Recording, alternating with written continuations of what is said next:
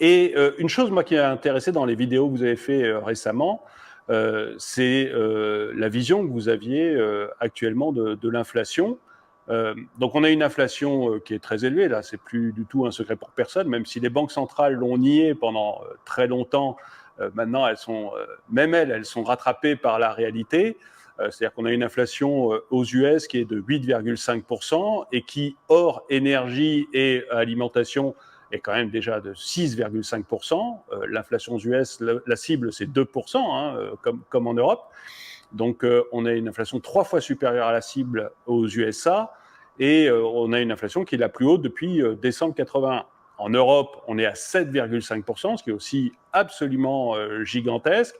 On est en Allemagne à 6,5%, en France, on est à 4,5% d'inflation, et encore, c'est parce qu'on la mesure différemment des autres, parce que si on la mesurait comme les autres, on serait à 5%. Donc on a vraiment une inflation qui est gigantesque. Aux US, ils ont commencé à s'en occuper. En Europe, on a toujours une banque centrale qui refuse d'augmenter ses taux, peut-être pour améliorer un peu la capacité de réélection des gouvernants ou de calmer un peu, d'essayer de calmer un peu la population et de laisser certains États s'endetter très fortement. Et ce que j'avais bien aimé, moi, dans la vision que vous aviez de l'inflation, c'est qu'une partie de cette inflation, ou toute cette inflation, je ne sais pas, vous nous le direz, était due notamment à la guerre des monnaies qui s'est mise en place il y a peu de temps. Et je vous laisse vous exprimer là-dessus et sur l'inflation en général. Hein. Je ne veux pas vous mettre dans un corner en vous obligeant de dire que c'est la guerre des monnaies. Hein. Donc, sentez-vous libre d'élargir un peu mon propos. C'est gentil. Non, mais vous inquiétez pas. Alors, c'est un sujet qui est très vaste. Votre question, du coup, elle est très ouverte. Et alors, l'inflation, c'est un sujet en l'espèce, là, celle à laquelle nous sommes confrontés aujourd'hui, qui est extrêmement complexe. Elle a à la fois d'une très grande complexité et d'une très grande simplicité. Alors déjà, il y a plusieurs types d'inflation. C'est-à-dire que quand on regarde un peu le phénomène avec... bon, moi, tout ça, ça me passionne, donc voilà, je le regarde avec appétit, mais quand vous regardez un peu l'histoire de l'inflation dans le monde, à travers l'humanité, à travers les siècles, les âges, etc., il y a différents types d'inflation. Et toutes les inflations ne se valent pas. Premier type d'inflation, j'ai une demande qui est forte et je n'ai pas de capacité à fabriquer. D'accord ? Donc, c'est une inflation de demande. Typiquement, vous prenez, prenons un exemple relativement récent, on ne va même pas remonter à la révolution industrielle ou ce genre de choses, où on avait gros problèmes de capacité, etc. etc. Bon, prenons l'après-guerre. L'après-guerre en France, la France est détruite, il y a beaucoup de demandes, il faut reconstruire le pays, il faut reconstruire les usines, il faut reconstruire tout ce que vous voulez. Et donc, évidemment, vous avez de l'inflation. C'est-à-dire que vous avez une demande forte, puis vous n'avez pas d'offre en face, il n'y a pas de capacité de production suffisante pour satisfaire la demande. Et donc, une loi économique vieille comme le monde, qui est que quand il n'y a pas assez de tout pour tout le monde, l'ajustement se fait par le prix. Et donc, seuls les plus solvables peuvent acheter de ce qui manque. Tout ce qui est rare et cher, quoi. Voilà, c'est ce côté-là. Donc, les prix montent, et ça, c'est l'inflation liée à la demande quand l'offre ne s'ajuste pas rapidement. Donc, quand on n'est pas capable de produire suffisamment. On n'est pas tout à fait dans une inflation de ce type, bien qu'on y soit un petit peu, mais pour des raisons qui ne sont pas tant liées à la demande qu'à l'incapacité à l'offre de suivre. Et ça, on va en revenir parce qu'on a des facteurs structurels là-dessus qui sont super inquiétants, qui font que justement, c'était assez prévisible que de dire que cette inflation allait être durable. Hein, les banques centrales disent « Ah, c'est transitoire, ça ne va pas durer ». Bien sûr que non, mon nounours, ça va durer, ça ne va pas être transitoire, parce qu'on a des facteurs durables là-dessus, on va y revenir. Le deuxième type d'inflation, c'est un type d'inflation type 30 glorieuses, truc complètement auto-entretenu, où vous avez de l'inflation, puis des indexations de salaire, puis donc de l'inflation, puis donc de l'indexation de salaire. Et donc ça, en gros, c'est un autre type d'inflation parce que si vous ne faisiez pas d'indexation de salaire, et ben forcément, très rapidement, l'inflation, vous la maîtrisez, puisque si les salaires n'augmentent pas, ben vous allez avoir une capacité très limitée des agents économiques à consommer. Et donc, très rapidement, en fait, on va devenir insolvable. Donc, très rapidement, la demande va s'effondrer. Donc, très rapidement, les prix vont à nouveau s'ajuster par le bas. Puisque la demande va s'effondrer, que là, il va y avoir un excès d'offres et donc un excès de capacité de production. Alors ça, c'est ce qu'on va faire à partir des années 80. D'accord? Donc, dans les années on va dire, 60 à 80, un peu les 30 glorieuses, et les années 80 étant la fin des 30 glorieuses, on va avoir beaucoup d'inflation, des indexations de salaire. Et puis, à partir de 1980, on va décider de casser l'inflation. Et pour casser l'inflation, on va faire deux choses. On va monter très fortement les taux d'intérêt. C'est l'époque Volcker aux États-Unis, mais en Europe, on va faire la même chose. Mais c'est surtout qu'on va faire autre chose. On ne va pas juste monter les taux d'intérêt, parce que vous pouvez toujours monter les taux d'intérêt à 20%. Si vous continuez à augmenter tout le monde de 40% et que l'année d'après, l'inflation est de 40%, vos taux d'intérêt, vous pouvez après les monter à 40%. Si vous augmentez encore tout le monde de 50% et que les prix remontent de 50% l'année suivante, vous montrez vos taux d'intérêt à 50%, vous serez toujours en taux d'intérêt réel zéro. Faites-moi penser à parler des taux d'intérêt réels. C'est très important, les taux d'intérêt réels. La différence entre le taux d'inflation et le taux d'intérêt. Et aujourd'hui, on est dans des taux, même si les taux d'intérêt augmentent, les taux d'intérêt, même à 2%, ils sont largement inférieurs à 5% ou 6% d'inflation. Donc, en taux d'intérêt réel, en fait, on a des taux d'intérêt négatifs. C'est-à-dire qu'on continue à perdre de l'argent par rapport à un pouvoir d'achat. On perd du pouvoir d'achat tous les ans par rapport à ce que nous rapporte notre argent placé sur un livret A, par exemple. Un livret A 1%, taux d'inflation 5%, j'ai perdu 4% de pouvoir d'achat. Donc ça, c'est le taux d'intérêt réel, moins 4%. Donc revenons à notre histoire d'indexation de salaire. On va donc on va augmenter les taux et on va arrêter l'indexation des salaires. Et donc évidemment, qu'est-ce qu'on va créer? On va arrêter la croissance en fait. Et la croissance économique, elle va tout simplement s'effondrer pour la simple et bonne raison, c'est qu'on va effondrer le pouvoir d'achat des gens. Et donc, ça va avoir un impact direct sur la croissance économique. Entre des taux d'intérêt élevés et l'arrêt de l'indexation des salaires sur les gens, eh bien, les années 80, 90, 2000 vont être des années de très faible croissance économique. Ça ne veut pas dire qu'il n'y a pas du tout de croissance. On aura des années avec un peu de croissance, des années avec moins de croissance. Bon. Mais finalement, ce sont des croissances assez atones. Et la croissance moyenne de chaque décennie est inférieure à la croissance moyenne de la décennie précédente. Et donc là, la décennie 2010-2020, on a même eu de la croissance en réalité négative, c'est-à-dire de la récession moyenne sur les 10 dernières années. Donc là, dans un contexte comme celui-là, vous n'avez pas d'inflation. Ça ne peut pas être inflationniste. Et puis, il s'est passé autre chose dans les 20 dernières années. En fait, même on peut l'élargir aux 30 dernières années. Donc, souvenez-vous, années 80, on augmente les taux, on casse l'inflation, on arrête l'indexation des salaires. Donc évidemment, on peut avoir un objectif d'inflation à 2%. On n'est même parfois pas sûr de l'atteindre, l'inflation à 2%, tellement on maîtrise les prix. Et puis en 1990-91, 1989, on a la chute du mur de Berlin, 91, on a l'effondrement de l'ex-URSS. Et donc le monde qui était coupé par un immense rideau de fer devient un grand village global. Et ce grand village global va permettre à partir des années 90 l'émergence de ce qu'on appelle aujourd'hui la mondialisation. Et la mondialisation, c'est quoi? C'est produire à pas cher dans le pays de là-bas des trucs qu'on produisait ici à très cher. Donc c'est fermer des usines ici pour ouvrir des usines là-bas. Peu importe de savoir si c'est bien ou c'est mal. Ce n'est pas mon sujet, je ne suis pas dans un positionnement moral.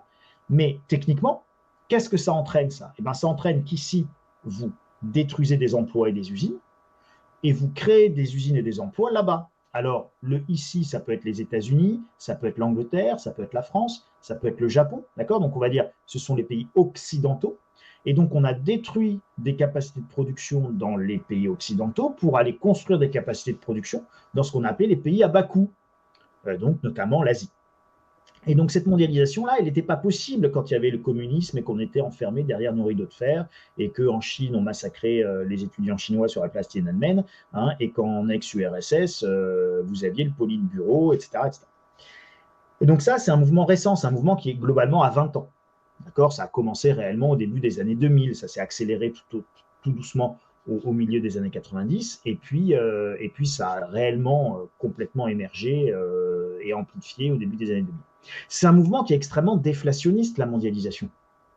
puisque vous retirez de l'emploi ici, vous augmentez le chômage ici, vous retirez des capacités de production ici. Donc, c'est extrêmement déflationniste. C'est déflationniste sur l'emploi, et puis c'est déflationniste sur les prix, puisqu'en plus, vous faites produire à pas cher. Donc, vous baissez les coûts de production. Donc, en baissant les coûts de production, en plus, vous ramenez des produits qui sont vendus à pas cher ici. Prenez le cas de l'ameublement. Pour ceux qui, comme moi, ont connu un peu le monde d'avant la mondialisation, quand on achetait un canapé dans les années 80 et qu'il n'était pas fabriqué made in China ou made in India, on le payait très cher, on réfléchissait beaucoup, on se demandait pendant des mois si on allait acheter un nouveau canapé ou pas un nouveau canapé, et puis toutes les chaînes d'ameublement à pas cher qu'on a aujourd'hui, avec un canapé d'angle de 10 places à 599 €, je peux vous dire, ça n'existait pas. Ça n'existait pas. Donc évidemment, c'est très déflationniste. Et donc, nous avons vécu dans un monde déflationniste comme ça pendant quasiment 20 ans. Hein, en réalité 30 ans, mais réellement, ces 20 dernières années, ça a été extrêmement prégnant dans notre quotidien. Et donc, tout ce qu'on a pu acheter aujourd'hui, on l'a acheté, d'une part, un peu à crédit, et deux, parce que la mondialisation a fortement baissé les prix. Donc, encore une fois, extrêmement déflationniste. Donc, déflationniste sur l'emploi, déflationniste sur les prix des matières. Et donc, c'est normal qu'on n'ait pas eu d'inflation jusqu'à présent. Et puis, tout d'un coup, on se rend compte que, alors on a des signaux d'alerte, 2007-2008, le prix du baril de pétrole monte à 150 $. Pourquoi? Parce qu'à ce moment-là, il y a un petit peu de croissance dans le monde. Et on se rend compte qu'en fait, dès qu'il y a un peu de croissance dans le monde, côté matières premières, ça commence à être tendu. Et côté énergie, ça commence à être encore plus tendu. Mais ce premier signal d'alerte, 2007-2008, va être complètement occulté par l'immense fracas de la crise des subprimes aux États-Unis. Donc, qu'est-ce que font les banques centrales pour calmer la bulle immobilière? Elles augmentent les taux d'intérêt à l'époque. Et puis, en même moment, on a une augmentation des prix de l'énergie. Et donc ça, c'est un double effet qui se coule, qui fait que la ponction dans l'économie est telle qu'évidemment, la croissance s'effondre. Et donc, on va partir sur 10 ans, 2010-2020 en gros, c'est 10 ans de croissance anémique.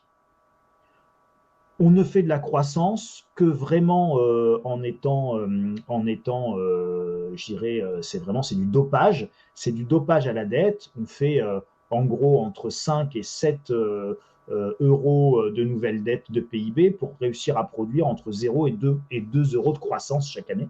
Donc, entre 5 et 7% d'endettement chaque année pour réussir à faire péniblement entre 0 et 2% de croissance annuelle. Ça, c'est ce qui va se passer à peu près partout dans le monde occidental sur la décennie 2010-2020. Et puis arrive le Covid. Donc évidemment, on arrête tout. Donc là aussi, extrêmement déflationniste. Ça écrase toute la demande. Et on va même voir en 2020, en mars ou avril 2020, lors du premier confinement général, on va voir même des prix négatifs sur le baril de pétrole. Des prix négatifs, moins 27 $ le baril de pétrole. On est payé pour acheter du pétrole à 27 $ le baril. Si vous prenez mon baril, pour une simple et bonne raison, c'est qu'il n'y avait plus de capacité de stockage pour le pétrole qui avait été extrait. On n'avait pas coupé assez vite les robinets. Et donc, ce pétrole, comme vous n'avez pas le droit de le lâcher dans la mer, ça pollue un peu, il fallait bien le stocker quelque part. Et ma baignoire ou votre baignoire, ce n'était pas assez pour stocker ces millions de barils extraits. Et donc, les gens ont été payés 27 $ le baril au pire du confinement pour pouvoir stocker ces barils. Donc, on vit dans un monde qui est extrêmement déflationniste et on prend l'habitude de cette absence d'inflation. Et tous ceux qui aujourd'hui ont au moins 30 ans n'ont jamais vécu dans un monde où l'immobilier fait autre chose que monter et où les prix font autre chose qu'être bas. Et leur monde, pour tous les gens de moins de 30 ans, ils n'ont aucun autre référentiel économique qu'un monde déflationniste avec des taux d'intérêt bas et des produits facilement achetables, accessibles et peu coûteux. Ouais. Ce qui crée en même temps un monde de bulles, quoi. C'est l'une des raisons pour lesquelles on a une bulle immobilière fantastique et puis une bulle sur les différents actifs qui ne demandent qu'à péter.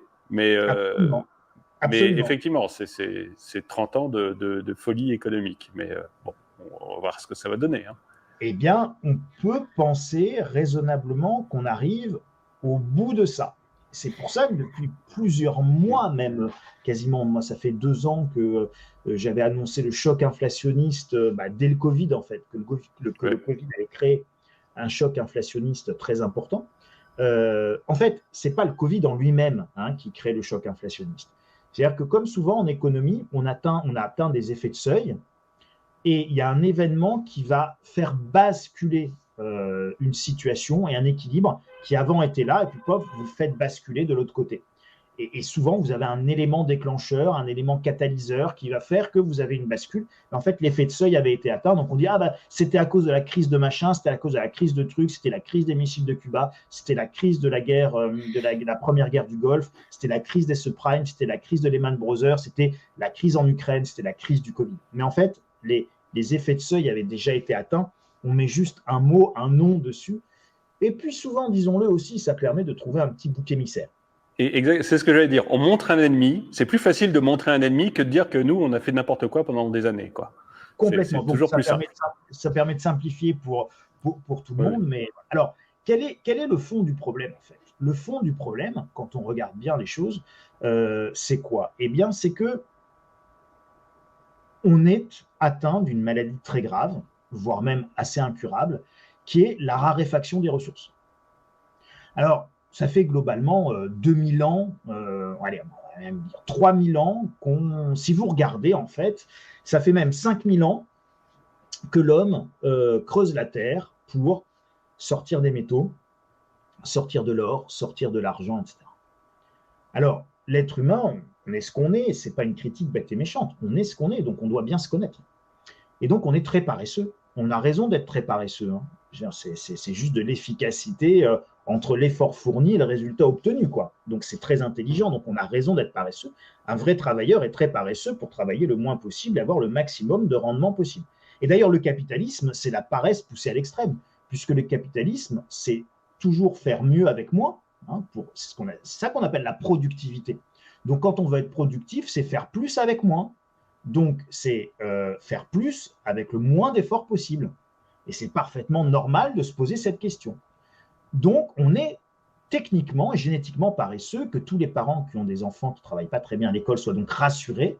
Leur enfant est parfaitement normal, il est paresseux et c'est logique.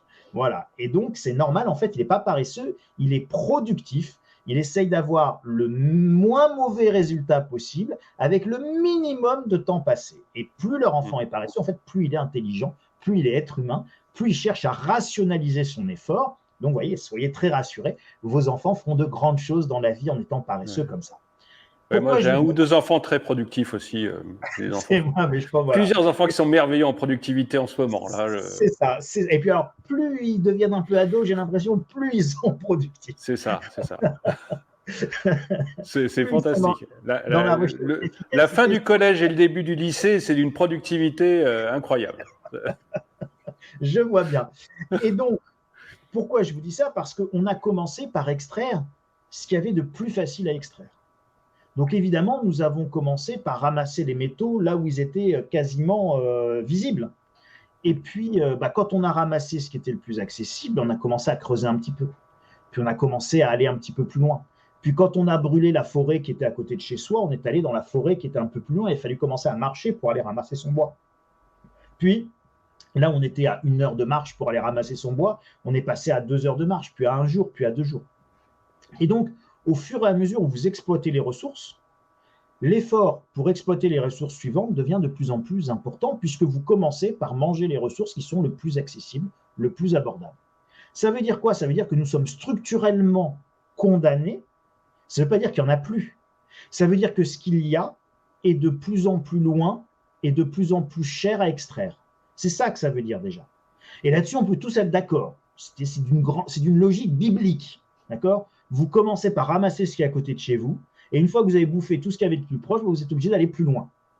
Donc, quand on applique cette analogie au pétrole, bah, aujourd'hui, vous en avez commencé par extraire le pétrole du Texas, qui était très facile à retirer au début des années 20. On a retiré le pétrole d'Arabie Saoudite, qui était très peu profond, on va dire, de toutes les pétromonarchies, qui était extrêmement peu profond, très facile à aller chercher. Hein, limite, vous arriviez avec votre pioche, il y avait un geyser de pétrole qui sortait. Donc, c'était des gisements très peu profonds. Et aujourd'hui, vous êtes dans le golfe du Mexique. Souvenez-vous de la plateforme Deepwater Horizon de BP qui explose. Vous êtes dans le golfe du Mexique, 2000 mètres d'eau. Puis, une fois que vous avez passé les 2000 mètres de profondeur d'eau, vous creusez à 4000 mètres de profondeur et vous êtes à moins 6000 mètres, dont 2000 mètres d'eau, une plateforme qui flotte. Enfin bon, c'est tout un bazar pas possible pour aller extraire votre baril de pétrole. Et donc, plus vous allez loin, plus ça vous coûte cher, plus c'est compliqué, plus c'est lent, et en plus c'est coûteux en termes énergétiques. Parce qu'on oublie ça dans l'équation, c'est que un baril de pétrole, quand bien même il y a plein de barils de pétrole, si vous êtes obligé d'aller le chercher à 15 000 mètres de profondeur, et que pour extraire un baril de pétrole, vous avez besoin de consommer un baril d'énergie, vous avez beau sortir un baril de pétrole, si vous avez consommé un baril d'énergie pour sortir votre baril de pétrole, eh bien ça ne sert à rien de travailler. Et donc, vous constatez que l'énergie nécessaire, le rendement énergétique pour sortir augmente en fait. Donc, vous êtes obligé de dépenser de plus en plus d'énergie pour sortir de moins en moins de barils.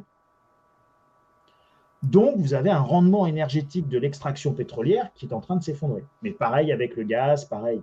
Donc, on se rend, et ça c'est valable pour tout, ce que je vous explique là, ce phénomène, donc c'est valable pour les mines d'or, c'est valable pour... Avant on avait des mines d'or en France, d'accord, donc à l'époque de Jules César, en France on avait des mines d'or, on sortait de l'or de France. Aujourd'hui vous n'avez plus de mines d'or en exploitation en France parce qu'on a exploité tous les filons. Donc au fil du temps, les matériaux se raréfient et ceux qui restent sont de plus en plus difficiles à aller chercher et demandent de plus en plus d'efforts. Comment voulez-vous, une fois que vous avez atteint certains effets de seuil, comment voulez-vous que les prix ne commencent pas à monter? Tout simplement parce que vos matières premières, en fait, jusqu'à présent et dans la mondialisation, les matières premières ne coûtaient pas cher. Tout notre système économique est basé sur le fait que les matières premières et l'énergie sont abondantes et pas chères. À partir du moment où vous changez ce paradigme et où les matières premières ne sont plus abondantes et pas chères, vous avez quand même un sacré problème structurel d'inflation. Et à ce phénomène-là, vous devez rajouter le phénomène de la transition écologique ou énergétique, enfin écologique plutôt, là on va, et de la pollution. Dans le système économique actuel, on est d'accord, on n'est pas d'accord, on l'aime pas, c'est pas le sujet. Objectivement, le coût de la pollution ne vous est pas impacté, ne vous est pas donné, ne vous est pas, vous ne le payez pas, d'accord? Vous ne payez pas le coût de la pollution et le coût énergétique de votre ananas qui vient du Costa Rica et qui est vendu 1,49 € en promotion chez Carrefour, quoi. Vous ne payez pas ce coût-là. Je ne sais pas si vous vous rendez compte, c'est du délire. L'ananas qui vient du Costa Rica me coûte moins cher que mon kilo de carottes qui vient de Bretagne. On est dans un délire absolu. Et quand je dis ça, et quand je dis qu'on est dans un délire absolu, ce n'est pas un jugement moral, hein. C'est un délire absolu en termes de dépenses énergétiques et de dépenses de pollution. Mais c'est la même chose avec votre avocat d'Israël, votre café du Guatemala ou de votre café mexicain, et vous pouvez multiplier avec votre canapé qui vient d'Inde, avec votre t-shirt made in China, et avec tout ce que vous allez commander sur les sites de vente chinois en ligne, où le truc vous est livré en 48 heures par avion, quoi. Et le tout à 50 centimes de dollars en frais d'expédition, voire même des fois frais d'expédition offerts. Donc on est dans un délire de consumériste qui n'est rendu possible que par l'abondance des matières premières et que par le fait que l'énergie soit pas chère. Si vous changez ces deux paramètres dans l'économie, raréfaction des ressources, donc augmentation du prix des matières premières, et raréfaction de l'énergie, et donc augmentation des coûts de l'énergie, et vous rentrez dans une phase d'inflation qui est structurelle. Si vous rajoutez...